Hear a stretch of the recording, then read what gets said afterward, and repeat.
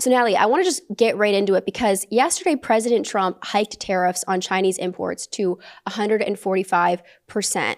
And he's taking on the red dragon, forcing the whole world to decide between China or the US. And there's someone who years ago really echoed President Trump's America First priorities when handling predatory, cheating China. Take a listen to this, Natalie.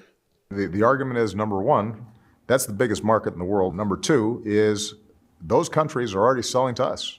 I keep on pointing out there are a lot of Japanese cars here in the United States, almost no U.S. cars in Tokyo. Number three is that if we don't write the rules, China will write the rules out in that region. We will be shut out. American businesses, American agriculture, that will mean a loss of U.S. jobs. So Obama was hailed as this expert strategist, but the difference is that he was just all talk, and Trump is actually doing what Obama claimed that he'd do. And now Trump is demonized as this orange maniac. What gives, Natalie?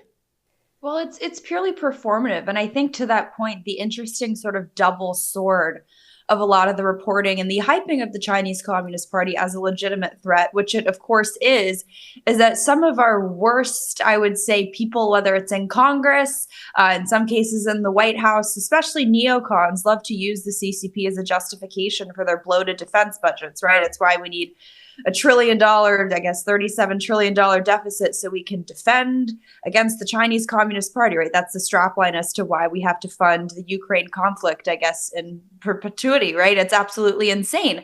But President Trump, I think for the first time, and I don't even know how long, I mean, we're talking decades, probably before you and I were ever born, certainly if you take in their ascension to the World Trade Organization, for the first time did what every politician likes to talk about, right? Taking on the Chinese Communist Party, we're going to bring jobs back. He actually had the courage to do it. And, you were very kind in your introduction. I appreciate you saying all that. But I always say it's not really that I've broken all these stories. It's that there is complicity and just intentional blindness and ignorance to the Chinese Communist Party. It plagues the city of Washington, D.C., because the Chinese Communist Party runs extremely vast political influence operations on journalists, on think tankers, on academics, on politicians, all the people who are conveniently anti-tariff. But to that point, they never want to report on it because they're taking the subsidized trips right from China in exchange for favorable coverage. And that's a direct quote from Foreign Agent Registration Act filings. So I think the historic gravity of what President Trump did, regardless of whether or not you agree with the tariff policy, we can have that discussion too. But he is the first president and really first politician to actually take on the Chinese Communist Party in a meaningful and non-performative way.